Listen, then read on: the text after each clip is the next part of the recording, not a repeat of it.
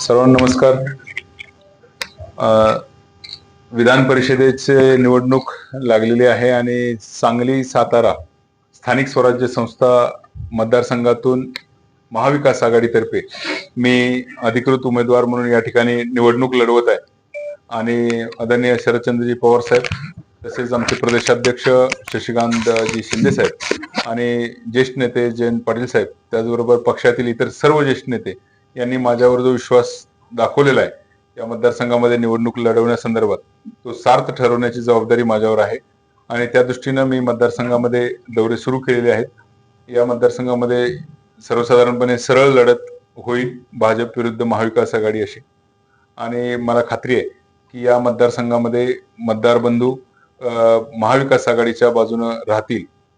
या मतदारसंघामध्ये 895 मतदान आहे आणि सांगली आणि सातारा हे 2 जिल्हे आहेत.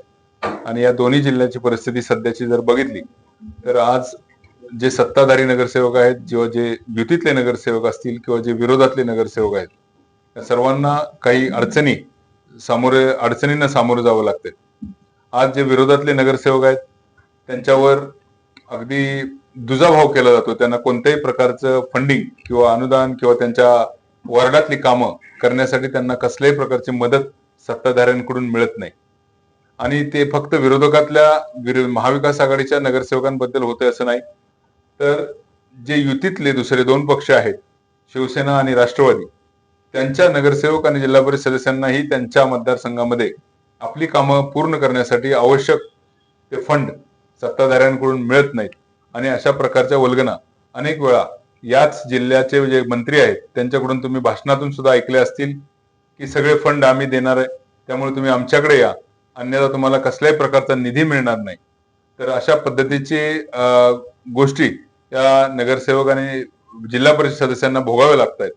आणि नगरसेवक असू द्या, जिल्हा परिषद सदस्य असू द्या, आज एक व्यक्ती 15 ते 30 हजार लोकांचं प्रतिनिधित्व करत असतो.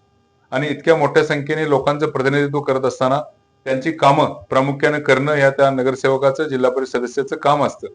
परंतु निधी अभावी आणि वरच्या सत्तेतल्या पक्षामधल्या लोकांच्या जो दृष्टिकोन आहे विरोधकांच्या बद्दल किंवा युतीतल्या दुसऱ्या पक्षांच्या बद्दल, त्यामुळं त्या निधीची उपलब्धता होत नाही, त्यांची कोणतीही कामं होत नाही. ही परिस्थिती झाली युतीतले दुसरे सदस्य आणि विरोधकांची. आज भाजपच्या नगरसेवकांची आणि जिल्हा परिषद सदस्यांची काय अवस्था आहे? आज त्यांच्या वॉर्डामध्ये जरी काही फंड पडले तरी त्यांच्या वॉर्डामध्ये ते काम कोणी करावं, ते काम कसं असावं, याविषयी त्यांना कोणताही अधिकार ठेवलेला नाही.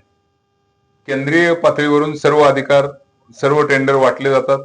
आणि त्या टेंडरमध्ये जर एखाद्या कॉन्ट्रॅक्टरनं चुकीचं काम करत असेल आणि भाजपचा नगरसेवक जरी त्या कॉन्ट्रॅक्टरला काही अरेरावी करत असेल किंवा तू हे चुकीचं करतोय म्हणत असेल, तरी सुद्धा कॉन्ट्रॅक्टर सरळ मंत्र्यांना फोन लावतात आणि वरून त्या नगरसेवकांना झापलं जातं, त्यांची झाडाझडती घेतली जाते. त्यामुळे स्वतःच्या वॉर्डातली जी कामं आहेत त्या कामं सुद्धा चांगली व्हावीत म्हणून भाजपचे नगरसेवक सुद्धा आपल्या तिथल्या स्थानिक कॉन्ट्रॅक्टरला सांगू शकत नाहीत. अशी परिस्थिती आहे. एकंदरीत जे वातावरण या ठिकाणी चालू आहे सातारा आणि सांगलीमध्ये विशेषतः, ते वातावरण ठराविक भाजपच्या मंत्र्यांमुळे दूषित झालेलं आहे. खरं तर ही भाजप विरुद्धची लढाई म्हणण्यापेक्षा भाजपचं नाव बदनाम करणारे जे मंत्री या ठिकाणी सातारा सांगलीमध्ये काम करतात, त्या मंत्र्यांच्या विरोधात ही लढाई आहे. त्यांनी खऱ्या अर्थानं मागच्या अनेक दिवसांपासून भाजपचं पक्षाचं नावही खराब केलंय आणि देवेंद्र फडणवीस साहेबांचं नाव सुद्धा या मंत्र्यांमुळे खराब झालेलं आहे. आणि खऱ्या अर्थानं ही लढाई ही आमची त्या प्रवृत्ती विरोधात आहे. आणि त्यामुळं आम्हाला विश्वास आहे की या सातारा आणि सांगलीमध्ये निवडून आलेले जे लोकप्रतिनिधी आहेत त्यांनाही अशा या प्रवृत्तीचा ऍक्च्युली खूप त्रास होतो. आणि त्यामुळं हे लोक सुद्धा माझ्या पाठीशी खंबीरपणे उभे राहतील.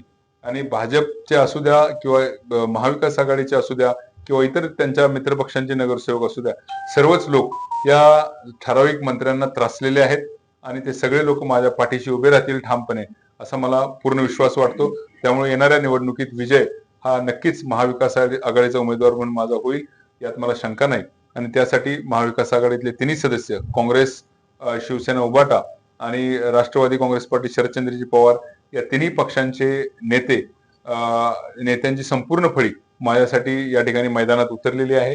आणि त्यांच्या सर्वांच्या आशीर्वादानं, त्यांच्या सर्वांच्या साथीनं आम्ही हा विजय सुखकर करू असा मला पूर्ण विश्वास आहे.